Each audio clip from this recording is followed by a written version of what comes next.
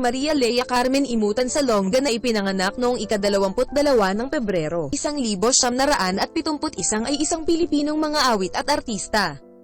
Nakilalang sa kanyang mga tungkulin sa musikal na teatro, sa pagbibigay ng mga tinig ng pagganta ng dalawang Disney princess na sina Jasmine at Mulan at bilang isang recording artist at tagapalabas sa telebisyon. Sa edad na 18, nagmula siya sa pangunahing papel ni Kim sa musikal na Miss Saigon. Una sa West End at pagkatapos ay sa Broadway na nagwagi sa Olivier at Theatre World Awards. At naging unang babaeng Asyano na nanalo ng isang Tony Award. Si Salonga ang kauna-unahang Pilipinong artista na pumirma sa international record label na Atlantic Records noong 1993. Si Salonga ang kauna-unahang Asian actress na ginampanan ang papel ni na Eponine at Fantine sa musikal na Les Miserables sa Broadway. Inilarawan din niya sina Eponine at Fantine. Ayon sa pagkakabanggit sa ika-10 at ika-25 anibersaryo ng mga konsyerto sa London, ibinigay niya ang mga tinig ng pag-awit ng dalawang opisyal na Disney princesses, Jasmine sa Aladdin 1992 at Mulan sa Mulan 1998. Siya ay tinanghal na isang Disney legend noong 2011 para sa kanyang trabaho sa The Walt Disney Company. Si Salonga ay bida bilang Meili sa bersyon ng Broadway noong 2002 ng Flower Drum Song. Marami na siyang nagampanan sa ibang mga papel sa entablado, pelikula at TV sa US, Pilipinas at kung saan pa. Malawak ang paglilibot niya sa mga papel sa teatro at bilang isang artista sa konsyerto. Mula 2015 hanggang 2016, bumalik siya sa Broadway sa Allegiance. At mula 2017 hanggang 2019 lumitaw siya sa muling pagbuhay ng Broadway ng Once on This Island. Si Salonga ay ipinanganak sa Ermita, Maynila kay Feliciano Genuino Salonga, isang naval rear admiral at may-ari ng shipping company at ang asawang si Maria Ligaya Alcantara. Ginugol niya ang unang 6 na taon ng kanyang pagkabata sa Angeles City bago lumipat sa Maynila. Ang kanyang kapatid na si Gerard Salonga ay isang conductor. Ginawa niya ang kanyang professional debut noong 1978 sa edad na 7 sa musikal na The King and I with Repertory Philippines. Ginampanan niya ang pamagat ng papel sa Annie noong 1980 at lumitaw sa iba pang mga produksyon, tulad ng Cat on a Hot Tin Roof, Fiddler on the Roof, The Sound of Music, The Roastie, The Goodbye Girl, Paper Moon 1983 at The Fantastics 1988. Noong 1981 naitala niya ang kanyang unang album na Small Voice, na sertipikadong ginto sa Pilipinas. Noong 1985, siya at ang kanyang kapatid ay lumahok sa ika-8 Metro Pop Music Festival bilang mga tagasalin. Para sa entry ng kanta na pinamagatang musika, Lata, Sipol at Lalala, composed by Tess Concepcion. Noong 1980s, si Salonga ay mayroon ding maraming mga proyekto sa telebisyon sa pamamagitan ng GMA Radio, Television Arts kung saan nagtrabaho siya bilang isang batang artista. Matapos ang tagumpay ng kanyang unang album, mula 1983 hanggang 1985, nag-host siya ng kanyang sariling palabas sa telebisyon na musikal, Love, Laya at naging miyembro ng cast ng Herman Variety Show ng Herman Moreno na That's Entertainment. Kumilos siya sa mga pelikula, kung saan kasama ang nakatuon sa pamilya na tropang bulilit, like Father Like Son, Nindia Kids, Captain Barbella at Pick-Pack Boom.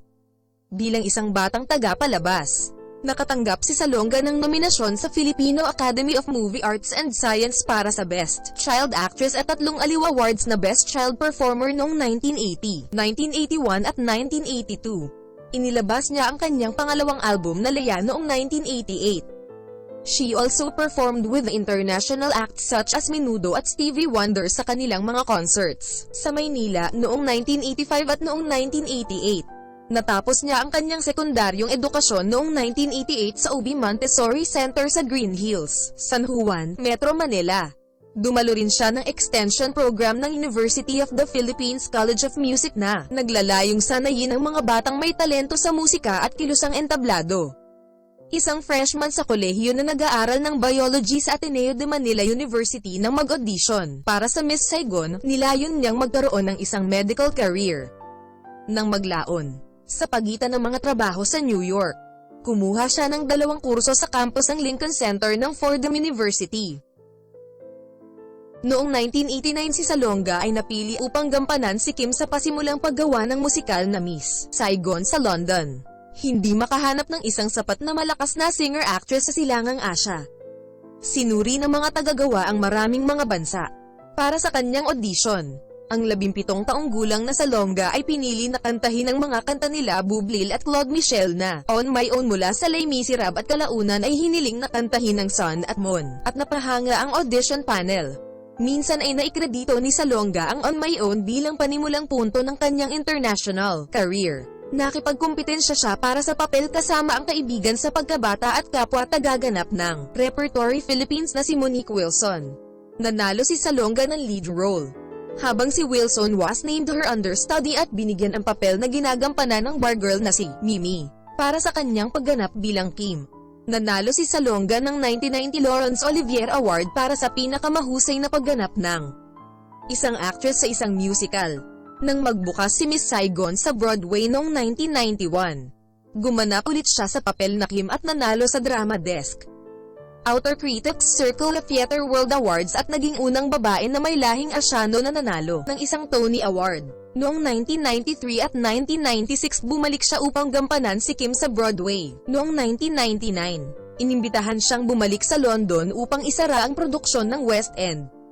At noong 2001, sa edad na 29 at matapos ang pagpapatakbo ng musikal sa Manila, bumalik si Salonga sa Broadway upang isara ang produksyon na iyon. Noong 1990, si Salonga ay gumanap sa isang homecoming concert sa Maynila na pinamagatang A Miss Called Leia. Nakatanggap din siya ng isang Presidential Award ng Merit mula kay Pangulong Corazon Aquino. Noong 1991, pinangalanan siya bilang isa sa 50 Most Beautiful People ng magazine na People. Noong 1992, gumanap siya ng boses ng pagganta ng Princess Jasmine sa animated film ng Disney na Aladdin. Noong 1993, ginampanan ni Salonga ang papel ni Eponine sa Broadway na paggawa ng Les Miserables. Ginampanan niya ang awiting A Whole New World mula sa Aladdin kasama si Brad Kane sa ika-65 taunang Academy Awards sa Los Angeles kung saan nanalo ang kanta ng Oscar na nagwagi na ng isang Golden Globe Award. Sa taon ding iyon, ni-release ang kanyang self-titled international debut album sa Atlantic Records. Noong 1994, gumanap si Salonga sa iba't ibang mga produksyon ng teatro musikal sa Pilipinas at Singapore bilang Sandy sa Grease, Elisa Doolittle sa My Fair Lady at Witch sa Into the Woods. Bumalik sa US noong 1995. Ginampanan ni Salonga ang papel ni Jerry Riordan, isang 18 taong gulang na ampon ng Vietnamese American na bata sa Hallmark Hall of Fame TV sa Redwood Curtain na pinagbidahan ni John Lithgow at Jeff Daniels. Pagkatapos ay lumipad siya pabalik sa Pilipinas upang gawin kasama ang Filipino aktor na si Aga Mulak ang pelikulang Sana Maulit Muli, na nagbigay sa kanya ng pangalawang nominasyon sa Filipino Academy of Movie Arts and Science, sa pagkakataong ito para sa Best Actress. Ginampanan niya ang papel ni Eponine sa ika-10 anibersaryo ng paggawa ng Les Miserables na tinawag na Les Miserables The Dreamcast in Concert sa London's Royal Albert Hall. Noong 1996, si Salonga ay nasa Les Miserables muli bilang Eponine sa paggawa ng musikal sa London. Pagkatapos ay nagpatuloy na gampanan na ang papel sa national tour sa US ng musikal sa Pilipinas noong 1999. At muli noong 2000, gumanap siyang Sound Rosk sa They're Playing Our Song. Mula 1997 hanggang 2000, si Salonga ay gumawa ng mga recording at konsyerto sa Pilipinas at isa pang pakikipag-ugnayan sa London bilang karagdagan sa ilang pagbabalik sa Miss Saigon sa London at sa Broadway. Noong 1997, inilabas niya ang I'd Like to Teach the World to Sing ang mga records niya mula sa kanyang pagkabata at naging gold record sa Pilipinas. Ang recording na iyon ay sinundan ni Lay ng In Love noong 1998 at By Heart noong 2000, na ang parehong mga album ay umabot sa platinum status sa Pilipinas.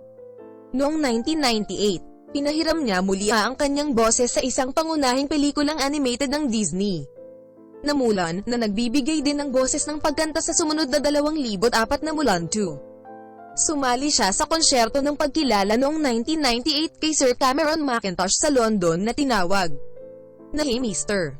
Producer The Musical World of Cameron Mackintosh, kung saan gumawa siya ng mga numero mula sa kanyang mga musikal.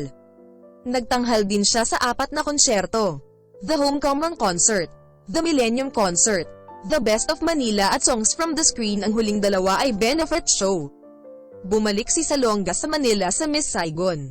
na itinanghal sa Cultural Center of the Philippines sa pagtatapos ng 2000. Matapos ang huling pagtatapos sa Miss Saigon para sa pagsasara nito sa Broadway noong 2001. Muling nilikha ni Salonga ang papel na Lin Hughes na orihinal na ginampanan ni Ming Nguyen sa telenovela na As the World Turns. Matapos makumpleto ang kanyang kontrata sa taong iyon, hiniling sa kanya na bumalik sa papel noong 2003. Nag-guest siya sa konsyerto ng The Voice ni Russell Watson. Isinalaysay para sa espesyal na telebisyon na My America, a Poetry Atlas ng Estados Unidos. At nag-guest sa Christmas episode ng dramang medikal sa TV na ER, at giyanpanan ng isang pasyente na may lymphoma. Noong 2002, bumalik si Salonga sa Broadway upang gampanan ang nangungunang papel ni Millie, isang imigranteng Chino sa muling pagpapakahulugan ni Rodgers at Hammerstein's Flower Drum Song, sa tapat ni Jose Lana. Ito ay matapos ang muling paggawa ng musikal na tumakbo sa Mark Taper Forum sa Los Angeles noong 2001 kasama si Salonga na gampanan na ang papel at noong 2002 na nanalong lead actress sa isang musical mula sa Los Angeles Theater Ovation Awards. Ang Broadway revival cast na pinangunahan ni Salonga ay hinirang para sa 2004 Grammy Award para sa Best Musical Show Album. Ang pagganap ni Salonga ay positibong natanggap ng mga kritiko ng teatro sa New York at nakatanggap siya ng nominasyon para sa Distinguished Performance mula sa Drama League. Bukod sa iba pang mga karangalan, sa pagitan ng 2001 Los Angeles at 2002 sa Broadway productions ng Flower Drum Song, gumanap siya sa isang di-musikal na produksyong theatrical sa kauna-unahang pagkakataon. Naginampanan ang papel ni Catherine sa yugto ng pagganap ng Proof sa Maynila. Sinundan ito ng isang pangunahing konsyerto, The Broadway Concert, sa Philippine International Convention Center. Kumanta rin siya sa 56 Tony Awards kasama sina Harry Connick Jr., Peter Gallagher at Michelle Lee sa isang number na nagbigay pugay kay Richard Rodgers. Noong 2003 hanggang 2004, si Salonga ay gumawa ng kanyang unang all-Filipino na mga konsyerto sa Maynila na tinawag na Songs from Home, na kalaunan ay nagwagi sa kanya ng isang Aliw Award bilang Entertainer of the Year. Noong 2003, gumanap siya sa maraming konsyerto sa Mohegan Sun Hotel sa Connecticut. Sinundan ito ng isang konsyerto Christmas concert sa Pilipinas, na tinawag na Home for Christmas, at mga pagtatanghal sa Lenape Regional Performing Arts Center sa Marlton, New Jersey, noong 2004. Kalaunan noong 2004, ginampanan niya si Lizzie sa paggawa ng musikal na Baby na nagkamit sa kanya ng isa pang nominasyon mula sa Aliw Awards. Noong 2007, inilabas ni Salonga ang kanyang kauna-unahang studio album sa 7 taon na tinatawag na Inspired, na sertipikadong platinum sa Pilipinas. Natanggap niya ang Order of La Candula, na may ranggong komandante, mula sa Pangulo ng Pilipinas na si Arroyo bilang pagkilala sa paggamit ng kanyang mga talento upang makinabang ang lipunan ng Pilipinas at pagyamanin ang pagpapalit ng kultura. Natanggap din niya ang Congressional Medal of Achievement mula sa House of Representatives ng Pilipinas. Bumalik siya sa Broadway para sa isa pang oras sa musikal na sa Les Miserables sa oras na ito bilang Fantine. Ang kanyang muling pagsali sa palabas ay nagpalakas sa mga benta ng tiket ng musikal. Pinanood ni Pangulong Arroyo si Salonga sa papel na ito, kasama ang mga Amerikanong Pilipino na sina Adam Jacobs bilang Maris at Ali Ewoldt bilang Cosette. Nakatanggap si Salonga ng magagandang pagsusuri at muling ginawa ito sa maikling listahan ng mga paborito ng Broadway.com na Audience Award bilang pinakamahusay na kapalit sa kanyang panunungkulan sa Broadway ng panahong iyon. Lumitaw siya sa Broadway 2007 at mga bituin sa Ali 2007. Nagsalita sa Broadway Artists Alliance Summer Intensives na hinulaan sa Broadway Musical 25th taon ng Putnam County Spelling Bee, at lumahok sa Broadway Cares, Equity Fights AIDS ika-12 taon nang wala tulad ng isang kaganapan sa Dame upang makinabang ang hakbangin sa kalusugan ng kababaihan ng The Actors Fund. Pagkatapos mismo ng paggawa ng Les Miserables, gumanap siya sa 2 mga kaganapan. Sa konsyerto ng US Military Academy Band sa West Point kung saan kumanta siya ng 4 na mga kanta, at isang encore at sa kanyang sariling konsyerto sa Tarrytown Music Hall sa New York. Noon ay abala siya sa iba pang mga konsyerto at mga kaganapan sa musika, kasama ang isang pagtatanghal sa Pasko sa Maynila. Noong 2008, si Salonga ay nagbigay ng mga konsyerto sa Pilipinas, California, Hawaii, Hong Kong at Guam, at ginampanan niya ang papel sa International Broadway Asia Entertainment sa Cinderella ng Rodgers at Hammerstein. Isa siya sa 4 na coach kasama sina Apple Diop, Sara Geronimo, at Bamboo Monolac para sa programa sa ABS-CBN. The Voice of the Philippines na nag-premiere noong Hunyo taong 2013. Noong Disyembre taong 2013, nagsimula si Salonga ng isang paglibot sa konsyerto sa Pilipinas na pinamagatang Leia Salonga playlist na ipinagdiwang ang kanyang 35 taon. Noong 2014, bumalik siya para sa pangalawang panahon ng The Voice of the Philippines at sumali rin sa bagong bersyon ng Pilipinas na The Voice Kids na mayroon 3 seasons. Naglibot siya sa Asia at Hilagang Amerika kasama ang El Divo.